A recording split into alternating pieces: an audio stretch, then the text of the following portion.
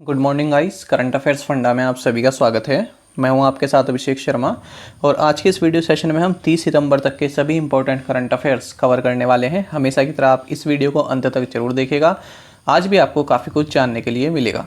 साथ ही गाइस इस सेशन को शुरू करने से पहले आप सभी को बताना चाहूँगा, यदि आप हमारी daily current affairs PDF, weekly PDF और मंथली पीडीएफ चाहते हैं तो इस वीडियो के फर्स्ट कमेंट में दिए गए लिंक पर क्लिक करके पा सकते हैं। ज़्यादा जानकारी के लिए आप इस स्लाइड पर दिए गए सभी पॉइंट्स को जरूर पढ़ें। कोई भी आपका डाउट हो, कुछ भी आप पूछना चाहें तो हमें कमेंट बॉक्स में ज़रूर लिखें। तो चलिए फिर करते हैं शुरुआत इस वीडियो सेशन की। सरकार ने मौजूदा विदेश व्यापार नीति FTP को कब तक के लिए बढ़ा दिया है? ऑप्शंस आपके सामने हैं और सही आंसर होगा option A. The government has extended the existing foreign trade policy FTP till March 31, 2022। तो देखिए, पहले ये 30 सितंबर 2021 तक एक्सटेंड की गई थी या फिर वैलिड थी। अब इसको मार्च 31, 2022 तक एक्सटेंड कर दिया गया है। कौन सी फॉरेन पॉलिसी है? फॉरेन ट्रेड पॉलिसी 2015 से 20। आपको जानना चाहिए कि हर 5 साल बाद मिनिस्ट्री ऑफ कॉमर्स द्वारा एक्सपोर्ट इंपोर्ट पॉलिसी इसको अनाउंस किया जाता है। हाल ही में प्रधानमंत्री नरेंद्र मोदी ने प्रधानमंत्री डिजिटल स्वास्थ्य मिशन का शुभारंभ किया है। इस योजना के तहत अब भारत में प्रत्येक नागरिक के पास कितने अंकों के अद्वितीय कोड की एक अलग स्वास्थ्य ID होगी? इंपॉर्टेंट क्वेश्चन रहेगा और सही आंसर है इसका option D. Recently prime minister Narendra Modi launch the Pradhan Mantri digital health mission PMDHM। Under this scheme now every citizen in India will have a separate health ID of 14 digit unique code. जानते हैं इसके बारे में। तो देखिए, 27 सितंबर को प्रधानमंत्री नरेंद्र मोदी द्वारा Ayushman Bharat digital mission PMDHM को लॉन्च किया गया है। और आपको बता दें कि 2021 में ही जो 3 साल भी पूरे हो रहे हैं, सितंबर के महीने में 3 साल पूरे हो गए हैं किस योजना को? जो ये है आयुष्मान भारत प्रधानमंत्री जन आरोग्य योजना, जिसे ABPMJ भी बोलते हैं। तो सितंबर में इसको 3 साल हो गए हैं। ये जो है आपका 23 सितंबर साल 2018 में रांची झारखंड से लॉन्च की गई थी प्रधानमंत्री नरेंद्र मोदी के द्वारा। तो इस पॉइंट को भी आप नोट कर लीजिएगा। बाकी आप ये देखिए कि जो ये PMDHM है आयुष्मान भारत डिजिटल मिशन, इसको 15 अगस्त 2020 को लाल किले के प्राचीर से प्रधानमंत्री नरेंद्र मोदी द्वारा अनाउंस किया गया था। रैम्पार्ट्स का मतलब होता है फ्रेंड, जो इस तरह का स्ट्रक्चर होता है ना किसी किले पर या फिर कोई इमारत हो, तो इस तरह का जो एम्बैंकमेंट बना रहता है, ठीक है, ये सुरक्षा पर्पस से भी बना हो सकता है, ये और किसी पर्पस से भी बना हो सकता है, जैसे कि आप ये देख सकते हैं। तो इसको बोलते हैं रैम्पार्ट्स। बाकी आपको जानना चाहिए, जो ये आयुष्मान भारत डिजिटल मिशन है ये फिलहाल 6 यूनियन टेरिटरीज में पायलट बेसिस पर चल रहा है। पायलट बेसिस का मतलब होता है कि ट्रायल बेसिस पर जब कोई आप योजना को शुरुआत करते हैं तो क्या वो सही से इम्प्लीमेंट हो पाएगी, तो उसके लिए आप पहले उसको छोटे स्तर पर लॉन्च करते हैं, ठीक है। यदि उसमें सब कुछ प्रॉपर है तब आप उसको फिर पूरे भारत में लॉन्च कर देते हैं, लेकिन पहले आप उसको छोटे स्तर पर लॉन्च करके देखते हैं कि क्या ये सही से कार्य कर रहा है या फिर इसमें कुछ सुधार की गुंजाइश है। तो यहाँ पर पायलट बेसिस पर अभी 6 यूनियन टेरिटरीज में इसको इम्प्लीमेंट किया जा रहा है। बाकी आपको जानना चाहिए, इसका जो की कंपोनेंट है वो ये है कि इसमें एक हेल्थ ID मिलेगी हर एक व्यक्ति को, जो कि 14 डिजिट की होगी। तो इसमें जो भी हेल्थ रिकॉर्ड्स हैं, इस ID के सहायता से आप अपने सभी हेल्थ रिकॉर्ड्स, चेकअप्स, ये सभी आप देख सकते हैं। GST के तहत दरों के स्लैब को फिर से तैयार करने के लिए गठित मंत्रियों के समूह यानी ग्रुप ऑफ मिनिस्टर्स का प्रमुख कौन होगा? BS बोमई, अशोक गहलोत, नवीन पटनायक या फिर हिमंत बिस्वा शर्मा? सही आंसर है option A. So BS Bommai will head the group of ministers form to rework the rates slab under GST। देखिए फ्रेंड्स, GST इम्प्लीमेंटेशन के 4 साल बाद अभी भी जो GST के रेट स्लैब हैं तो उन पर चर्चा होती रहती है। तो इसीलिए यहाँ पर एक ग्रुप ऑफ मिनिस्टर्स बनाया गया है, यानी कई सारे मिनिस्टर्स इसमें शामिल हैं। ये क्या करेंगे, जो GST रेट्स हैं, जो GST रेट स्लैब हैं, तो उनको देखेंगे क्या उनमें कुछ चेंजेस की ज़रूरत है। तो ये जो ग्रुप ऑफ मिनिस्टर्स या एक तरह की कमेटी आप कह सकते हैं जो बनाया गया है, इसको कर्नाटक के chief minister Basavaraj S Bommai ये इसको लीड करेंगे। साथ ही आपको जानना चाहिए, इसी तरह का GST सिस्टम रिफॉर्म्स लाने के लिए एक और ग्रुप ऑफ मिनिस्टर्स सेटअप किया गया है, जिसको हेड करेंगे deputy chief minister of Maharashtra Ajit Pawar. आपको जानना चाहिए GST के 4 मेन रेट्स हैं, 5, 12, 8 एंड 28%। इसके साथ ही स्पेशल रेट्स भी हैं 0, 0.25, 1 एंड 3%। और इन सब के अलावा 1 से 25% के बीच में यहाँ पर सेस भी लगाया जाता है। तो इन सभी पर जो है चर्चा की जाएगी, क्या इनमें किसी तरह की चेंजेस की ज़रूरत है। नीमाबेन आचार्य किस राज्य विधानसभा की पहली महिला अध्यक्ष चुनी गई हैं? पंजाब, गुजरात, राजस्थान या फिर झारखंड? सही आंसर होगा option B. Neemaben Acharya has been elected as the first women speaker of Gujarat. तो देखिए, जो ये नीमाबेन आचार्य हैं, ये सीनियर बीजेपी एमएलए हैं। कहाँ से? भुज कॉन्स्टिट्यूंसी ऑफ कच्छ डिस्ट्रिक्ट से।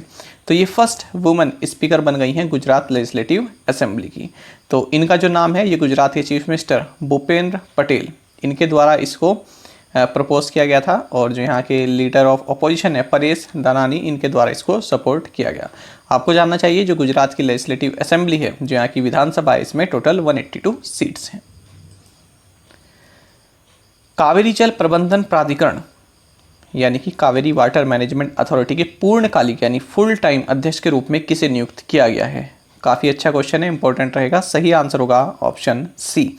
Soumitra Kumar Haldar has been appointed as the full time chairman of the Kaveri water management authority.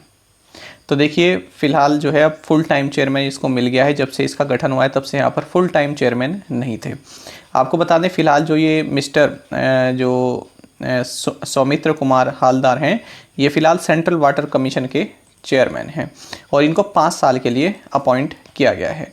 आपको जानना चाहिए जो कावेरी रिवर है, ये कर्नाटक के कोडागु डिस्ट्रिक्ट से जो है ओरिजिनेट होती है और फिर तमिलनाडु और आपका केरल, कर्नाटक, पौंडीचेरी, इन सभी ये सभी जो हैं इन सभी के कुछ हिस्से जो हैं इसके ड्रेनेज एरिया में आते हैं और ये बे ऑफ बंगाल में गिरती है। बाकी आपको जानना चाहिए जो कावेरी वाटर मैनेजमेंट अथॉरिटी है, इसकी स्थापना जून 2018 में की गई थी सुप्रीम कोर्ट के आदेश के अनुसार। और ये जो है मेनली कर्नाटक, तमिलनाडु, केरल और पुडुचेरी, इसके बीच में काफ़ी डिस्प्यूटेड है। तो विवाद चलता रहता है मेनली कर्नाटक और तमिलनाडु के बीच में। इसमें एक चेयरपर्सन होते हैं, एक सेक्रेटरी और 8 मेंबर्स इसमें होते हैं। आकाश मिसाइल के उस नए संस्करण का नाम बताइए जिसका हाल ही में DRDO द्वारा परीक्षण किया गया है। Akash pro, Akash prime, Akash active या फिर आकाश प्रीमियम? सही आंसर होगा option B. Akash prime is the new version of the Akash missile. Akash prime is the new version of the Akash missile which was recently tested by DRDO। तो देखिए friends, defence research and development organisation DRDO ने आकाश missile का एक नया version launch किया है जिसका नाम है आकाश प्राइम। कहाँ से लॉन्च किया गया? Integrated test range Chandipur, Orissa से। आपको जानना चाहिए कि जो फिलहाल आकाश सिस्टम है उससे किस तरह से अलग है, क्योंकि इसमें जो है अब indigenous active radio frequency Sikar जो है प्रोवाइड कराया गया है। बाकी आप जानते हैं कि चेयरमैन जो है DRDO के, साथ ही जो department of defence research and development है, इसके सेक्रेटरी ये हैं G सतीश रेड्डी। नागालैंड की किस फसल को हाल ही में भौगोलिक संकेत यानी GI टैग मिला है? सही आंसर रहेगा option B. Cucumber of Nagaland recently got the geographical indication tag. तो देखिए फ्रेंड्स, जो यहाँ का स्वीट खीरा जो होता है नागालैंड का, इसको GI टैग दिया गया है। आपको बता दें, एक झूम कल्टीवेशन याद रखिए। झूम कल्टीवेशन जो है ना, एक तरह का जो खेती करने का स्टाइल होता है, तो ये नॉर्थ ईस्ट में जो है झूम कल्टीवेशन के नाम से जाना जाता है। कई बार SSC, रेलवे, कोई भी एग्जाम होता है उसमें पूछ लिया जाता है झूम कल्टीवेशन कहाँ पर अपनाया जाता है, जो मेथड है ये। तो आंसर होगा नॉर्थ ईस्ट स्टेट्स जो हैं यहाँ पर। तो बाकी आपको जानना चाहिए जो ये खीरा है, ये खरीफ सीजन में यानी अप्रैल से मई के बीच में ये मिक्स्ड क्रॉप के रूप में इसको उगाया जाता है और ये झूम कल्टीवेशन का एक इम्पोर्टेंट क्रॉप है। बाकी आपको जानना चाहिए कि जो इसके खीरे का जो कल्टीवेशन है, इसमें नागालैंड 5th रैंक पर आता है यदि हम एरिया वाइज बात करें। बाकी आपको जानना चाहिए जो ज्योग्राफिकल इंडिकेशंस रजिस्ट्री है, ये चेन्नई, तमिलनाडु में है। तो यही है जो GI टैग प्रोवाइड कराती है। ठीक है, यहीं पर लिस्ट होते हैं। ज्योग्राफिकल इंडिकेशंस रजिस्ट्री ये है चेन्नई, तमिलनाडु में। अमेरिका ने राइडर कप 2021 जीता जो डैश और संयुक्त राज्य अमेरिका की टीमों के बीच एक द्विवार्षिक पुरुष गोल्फ प्रतियोगिता है। ऑप्शंस हैं एशिया, अफ्रीका, यूरोप या फिर साउथ अमेरिका। सही आंसर होगा option C. The United States won the Ryder Cup 2021 which is a biennial men's golf competition between teams from Europe and the United States. तो देखिए United states में 43rd rider cup matches हुए हैं और United states ने इस rider cup को जीत लिया है। आपको जानना चाहिए जो राइडर कप है ये मेंस गोल्फ कंपटीशन है, किसके बीच में? यूरोप की टीम्स होती हैं, साथ ही यूनाइटेड स्टेट्स की टीम यहाँ पर होती हैं। तो हर दूसरे साल ये खेला जाता है और वेन्यू बदलता रहता है, एक बार यूनाइटेड स्टेट्स में, फिर अगली बार यूरोप की किसी कंट्री में। प्रधानमंत्री नरेंद्र मोदी ने किस शहर में CIPET institute of petrochemicals technology का उद्घाटन किया है? पुणे, जयपुर, बेंगलुरु या फिर हैदराबाद? सही आंसर होगा option B. Prime minister Narendra Modi inaugurated CIPET institute of petrochemicals technology in Jaipur, Rajasthan. साथ ही आपको जानना चाहिए इन्होंने 4 नए मेडिकल कॉलेजेस की भी आधारशिला रखी है। ये रखी है राजस्थान के बांसवाड़ा, सिरोही, हनुमानगढ़ और दौसा डिस्ट्रिक्ट में। केंद्रीय मंत्रिमंडल ने किस राज्य में नीमच रतलाम रेलवे लाइन और किस राज्य में राजकोट कनालूस रेलवे लाइन के दोहरीकरण को मंजूरी दे दी है? ऑप्शंस आपके सामने हैं, आसाम, मणिपुर, झारखंड, उड़ीसा, उत्तर प्रदेश, राजस्थान या फिर मध्य प्रदेश, गुजरात। सही आंसर होगा option D. So union cabinet has approved the doubling of the Neemuch Ratlam railway line in Madhya Pradesh and Rajkot Kanalus railway line in Gujarat respectively. तो देखिए जो ये नीमच रतलाम रेलवे लाइन है ये 1095 करोड़ रुपए की लागत से इसके डबलिंग का कार्य किया जाएगा। साथ ही राजकोट कनालूस रेलवे लाइन जो है ये 1080 करोड़ रुपए की लागत से इसके भी दोहरीकरण का कार्य किया जाएगा। तो ये फैसला लिया गया है कैबिनेट कमेटी की जो मीटिंग हुई है इकोनॉमिक अफेयर्स से रिलेटेड, जिसको प्रधानमंत्री नरेंद्र मोदी द्वारा चेयर किया गया है, इस मीटिंग में इसका फैसला लिया गया है। केंद्र सरकार ने 5 साल की अवधि में यानी वित्त वर्ष 2021-22 से वित्त वर्ष 2025-26 तक ECGS लिमिटेड में कितने करोड़ के पूंजी निवेश को मंजूरी दी? सही आंसर होगा option A. The central government approved capital infusion of 4400 crore to ECGC limited over a period of 5 years, that is from fiscal year 2021-2022 to fiscal year 2025-2026। देखिए फ्रेंड्स, ECGC लिमिटेड जिसे पहले export credit guarantee corporation of India limited के नाम से जाना जाता था, तो इसमें केंद्र सरकार जो है 4400 करोड़ रुपए डालेगी। कब तक? 5 साल के पीरियड के लिए, 2021-22 से 2025-26 तक। साथ ही यहाँ पर यह भी फैसला लिया गया है कि national export insurance account NEIA, इसमें भी सरकार जो है 1650 करोड़ रुपए इन्फ्यूज़ करेगी ताकि एक्सपोर्ट बूस्ट हो सके। आपको जानना चाहिए जो ECGC है इसकी जो स्थापना है ये कंपनीज एक्ट 1950 कंपनीज एक्ट के तहत 1957 में की गई थी। तो इसका मकसद क्या है? देखिए जो भारत से एक्सपोर्ट करते हैं विदेशों में, तो क्या उनको पैसा वापस मिलेगा? कभी कभी ऐसा होता है कि जैसे कई सारी कंट्रीज़ में कोई पॉलिटिकल सिचुएशन इस तरह की हो जाती है, काफ़ी गंभीर हो जाती है, या फिर और कोई रीज़न हो जाता है, तो जो यहाँ से एक्सपोर्ट करें उनको पैसा वापस नहीं मिल पाता है या फिर उसमें लेट हो जाती है। तो ECGC जो है उनको इस तरह का एक क्रेडिट इंश्योरेंस प्रोवाइड कराती है। साथ ही जो भारत से एक्सपोर्ट कर रहे हैं, यदि उन्होंने बैंक से कुछ पैसा लिया है तो ये बैंक को भी गारंटी देती है कि आप इनको लोन दे दीजिए। बाकी आपको जानना चाहिए जो ECGC इसके चेयरमैन एंड मैनेजिंग डायरेक्टर हैं M सेंथिलनाथन और हेडक्वार्टर्स मुंबई, महाराष्ट्र में है।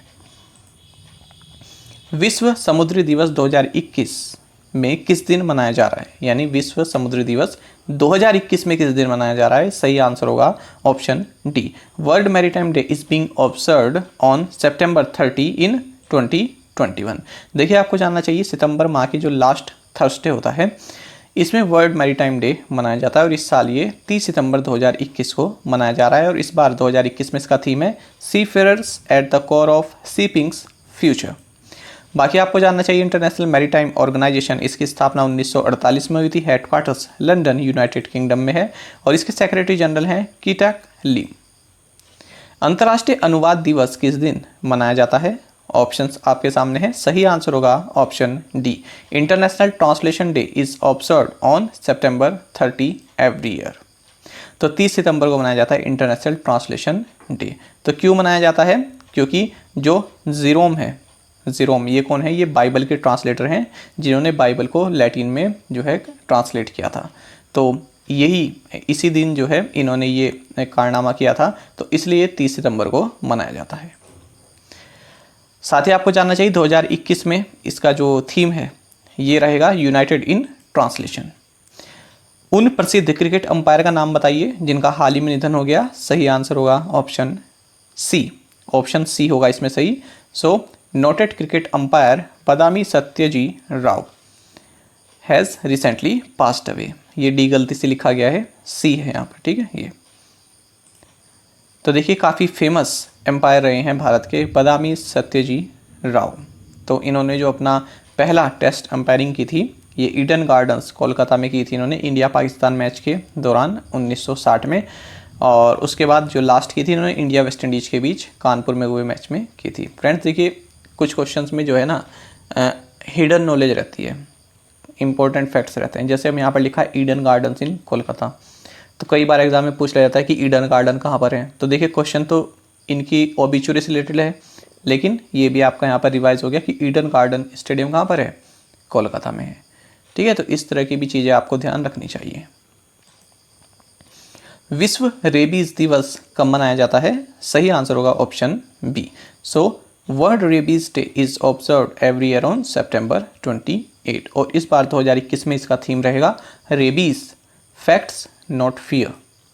बाकी आपको जानना चाहिए 28 सितंबर ही क्यों चुना गया है वर्ल्ड रेबीज डे मनाने के लिए, क्योंकि जो लुईस पास्चर हैं जो ये फ्रांस के थे, ठीक है, तो इनकी डेथ एनिवर्सरी होती है 28 सितंबर को, और लुईस ने ही जो है रेबीज की सबसे पहली इफेक्टिव वैक्सीन डेवलप की थी।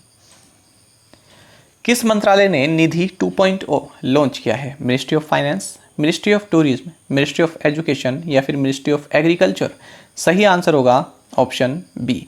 सो ministry of tourism launched Nidhi 2.0।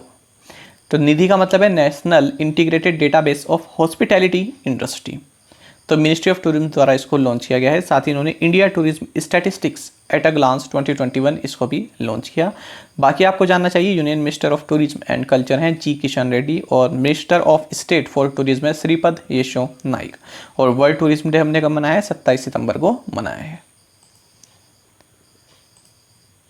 श्रम और रोजगार मंत्री का नाम बताएं जिन्होंने श्रम ब्यूरो द्वारा तैयार तिमाही रोजगार सर्वेक्षण की पहली तिमाही रिपोर्ट जारी की। सही आंसर होगा option D. So labour and employment minister Bhupender Yadav released the report of first quarter of quarterly employment survey prepared by the labour bureau. देखिए फ्रेंड्स, लेबर ब्यूरो द्वारा all India quarterly establishment based employment survey AQEES ये prepare किया जाता है। तो इसी का एक हिस्सा होता है क्वार्टरली एम्प्लॉयमेंट सर्वे, यानी क्वार्टर के हिसाब से जो एम्प्लॉयमेंट है उसका पूरा सर्वे किया जाता है। तो इसी का जो फर्स्ट क्वार्टर है अब अप्रैल से जून 2021 इसकी रिपोर्ट जारी की गई है labour and employment minister Bhupender Yadav के द्वारा।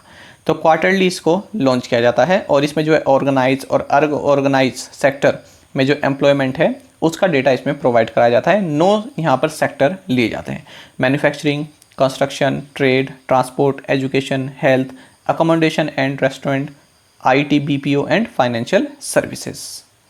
तो कभी कभी इस तरह से पूछ लिया जाता है कि AQEES ये किसके द्वारा प्रिपेयर किया जाता है? नीति आयोग या फिर लेबर ब्यूरो या फिर कोई और मिनिस्ट्री का नाम दे देंगे, ठीक है। तो ये आप याद रखें, लेबर ब्यूरो द्वारा इसको प्रिपेयर किया जाता है। बाकी आपको जानना चाहिए जो ये लेबर मिनिस्ट्री है इसमें मिनिस्टर ऑफ स्टेट हैं Rameswar Teli, director general of labour bureau हैं IES नेगी, और principal labour and employment adviser हैं DPS नेगी। तो ये आप याद रखिएगा, PIB के न्यूज़ है। विश्व हृदय दिवस हर साल किस दिन मनाया जाता है? सही आंसर होगा option C. So world heart day is celebrated every year on September 29, और इस बार 2021 में इसका थीम रहा है यूज़ हार्ट टू कनेक्ट। बाकी फ्रेंड्स, अगर हम हार्ट से जुड़े हुए कुछ इंपॉर्टेंट फैक्ट्स देखें तो आपको जानना चाहिए जो ह्यूमन हार्ट है ये 4 चैम्बर हार्ट होता है, और जो हमारी जो हार्ट बीट होती हैं ये 72 बीट्स पर मिनट जो है नॉर्मल ह्यूमन बीइंग में होती हैं। साथ ही वेन्स वे वेसल्स हैं जो कि ब्लड को जो है बॉडी से हार्ट की ओर जो है ले जाती हैं, और इनमें जो है इम्प्योर ब्लड रहता है, यानी कार्बन डाइऑक्साइड मिक्स्ड ब्लड रहता है वेन्स में। दूसरा है आर्टरी। तो आर्टरी वे वेसल है जो कि ब्लड को जो है हार्ट से बॉडी की ओर ले जाती हैं। ठीक है, तो दोनों का रिवर्स काम है। वेन का जो है उससे रिवर्स है आर्टरी का। बाकी आपको जानना चाहिए जो आर्टरी है इसमें प्योर ब्लड पाया जाता है, यानी ऑक्सीजन मिक्स्ड ब्लड पाया जाता है। अब देख लेते हैं प्रीवियस असाइनमेंट क्वेश्चंस के answer. Which country is known as cockpit of Europe? Answer is Belgium. How many digits are there in mobile money identifier? Answer is 7। What is the capital and currency of Democratic Republic of Timor-Leste? Answer is Delhi and United States dollar. COVID-19 antibody detection kit Deep Cohen is developed by which organization? Answer is DRDO.